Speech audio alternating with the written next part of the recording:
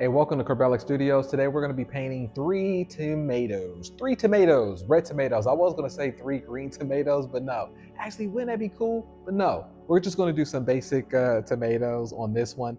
People love to have fruit, vegetables, different types of kitchen art. Or you could put this anywhere, but mostly I always think that people put this in their kitchens. And you could have this be different as you want. You could have it be abstract. You could have it be fast, loose, big, broad brush strokes, and just have fun with it. The reason that I say this is because think about it. Art is already kind of saturated, right? So if you go to a Target store, you go to Bed Bath and Beyond, try to create your artwork that looks different than theirs, or something where you have your impression into it. There is no right or wrong when it comes to this. We're all artists, we're all creators. You can easily do this. You don't have to be even an experienced or held a paintbrush. You can do this because we work off the projector, and then after a while you get better at it where you just don't care and you're just going to put whatever that comes out of you. As being a child, when you were a child, you were making phenomenal artwork. You still make phenomenal artwork. It's just that society got in the way. So that's why we're here. We're bringing out what's already inside of you. All right, so let's bring out these green tomatoes right now and have some fun with it. All right, these are our green tomatoes. Let's do this. I'm going to start off with the background and have this one be kind of a beige, maybe like a brown beige background. Yeah, like this. And let's add a little bit of yellow in it. Beige again. Look at that. And like I said, I just like to do that because this is our gesso, but it also makes sure that we have our background already taken care of. And then let's do at the bottom like a little bit of blue. You can always change it up. Like I said, there's no right or wrong when it comes to these. All right, let's dry this off. Boom. All right, so let's sketch out our green tomatoes. These aren't green. Why do I keep saying that? These are our red tomatoes. I know, I'm probably going to hear now in the comments, oh, you should have just made them green tomatoes.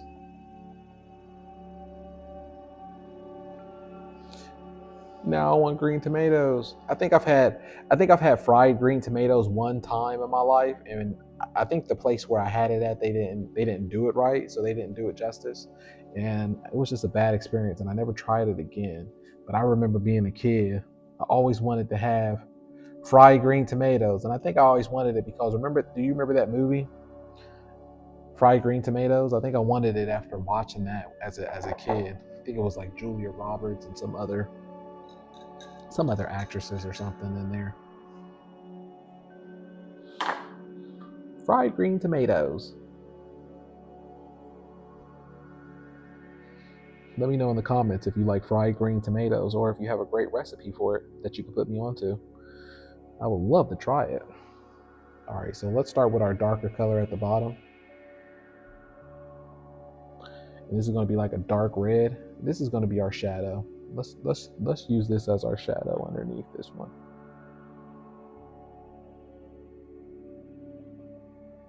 Look at that. All right, a little bit red.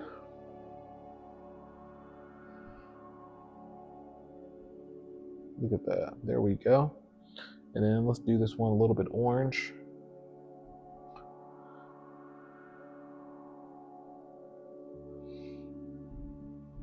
Look how quick I'm working this, because I want the broad strokes. Anything that we want to add layers to, we could do it later on. But my motto is really that I like to build on the colors as early as possible.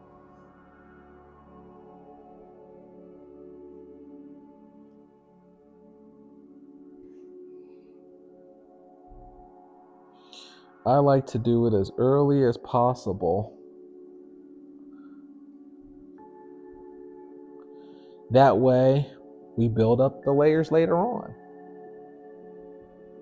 So sometimes it works, sometimes it doesn't work. But that's the thing about life, is that at least you show up. And then it works in the end, because as long as that you showed up, work always works. All right. So now we got that right. Now we can build on the layers. Because I know that some people will be like, oh, it just looks like some red circles. And that's true, it does. But this is where you can start building your layers at and start having fun with your red tomatoes. You thought I was going to say green tomatoes that time, I know. And this is where you could be different. You know, a lot of times when I feel like a painting is fighting me, or I'm trying to over intellectualize it. Is that a word? Yeah. And I'm trying to think of ways outside of it. I'm trying to be smarter than the painting itself. Then I say, you know what? I just throw everything abstract to it. I don't care.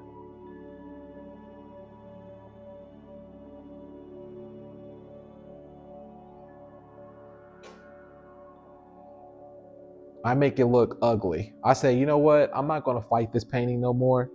I'm just going to make it look ugly. And it always works for me too.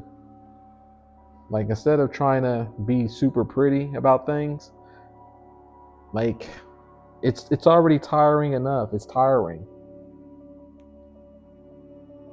Life already has its difficulties. Why make other things so difficult, and be like, all right, if you're fighting me on this painting and it's not coming out the way that I want it to look, then I'm going to make it look the opposite, and I don't care. I'm going to make it look ugly then.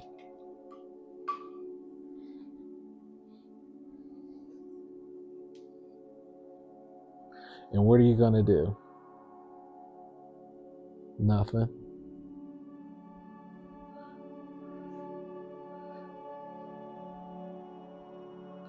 When people see other people's artwork, especially like when you're comparing yourself to other artists or Instagram or anything like that, and you're looking at their art,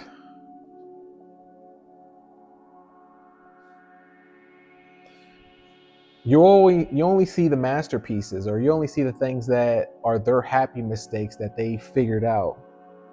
You never see, like, they never really show the mistakes and the hours and the hundreds of ugly sketches. They only show you the stuff that they want you to see. Never the ugly. And here, me, when I show up to work, I let you see all the ugly.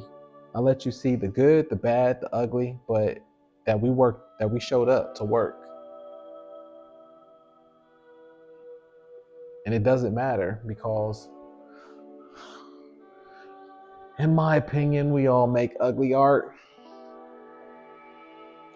Most of it, you should say to yourself and be okay with it, that most of the artwork is ugly. Fine, it doesn't matter. There was a joke that I used to say years ago, when I was 20 years ago, when I was over 20 years ago, when I was in my thespian phase. I would say, and then people would laugh at it, because I was the only one speaking the truth.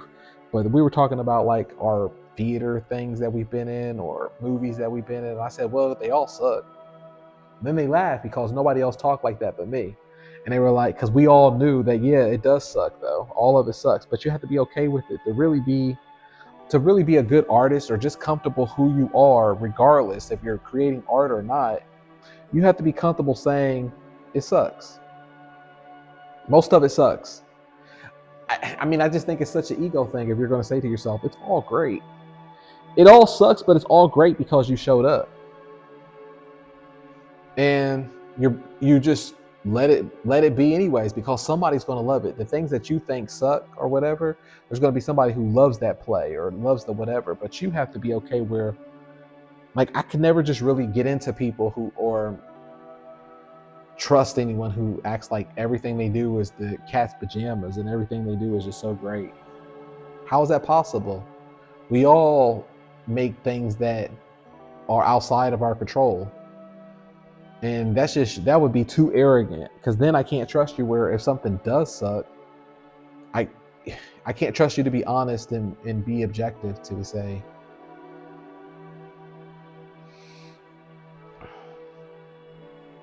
right? Of course you're right, Corbellic. You're always right. I'm joking. I'm not always right.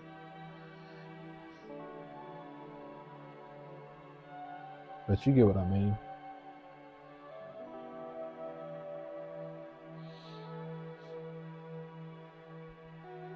It's like an ego thing. Like, you mean to tell me you can't tell me that you made a mistake then? That's I guess that's how I look at it too. Is like, that's like somebody who can't tell you that they made a mistake. We're human. It's not all great. How can it be?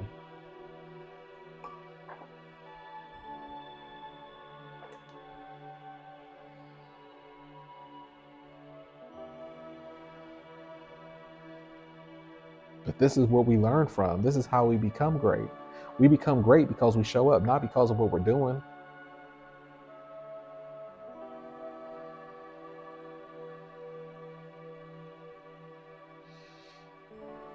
Once you join inside the art program, you're going to see that all the members think the same way. It's not even about the artwork that we create in there. It's about that we show up and that we're okay with wherever it's at, and then on to the next. Because really, you can't even control what's the beauty. If you think you can, then that's your ego being involved.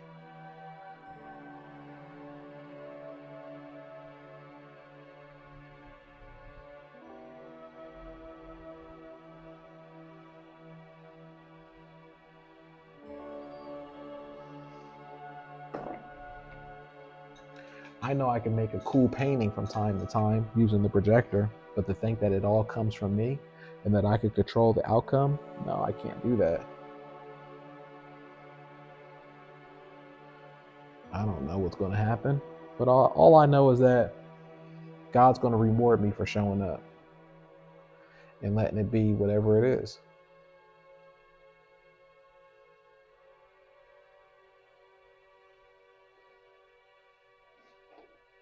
And I'm fine with that.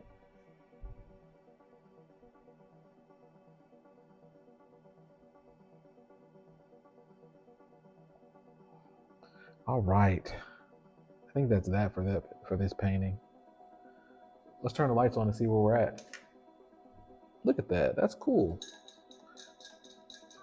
We got our vine there. Let's make it a little bit green.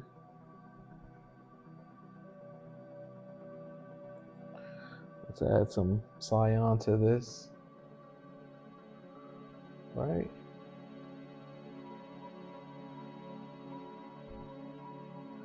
Look at that. That's cool. Now that's what's cool. Is just showing up. I think that's what's always cool. I don't know. For me personally, I always think that's cool. Is just being okay with where things aren't always okay and perfect and whatever, and just saying to yourself, "Hey, most of it sucks. I'm okay with that. That doesn't define me though as a person, and this doesn't define you either. So one thing doesn't mean the other. You can say to yourself that your art sucks. It's okay. All of my art's going to sell anyways on eBay, and it's still going to go through the process. And even whatever happens there, that doesn't define you of who your character is and who you are as a person. You're a phenomenal person. Look at that. There's our tomatoes right there. We had fun painting that, right? Wasn't that cool? Something different.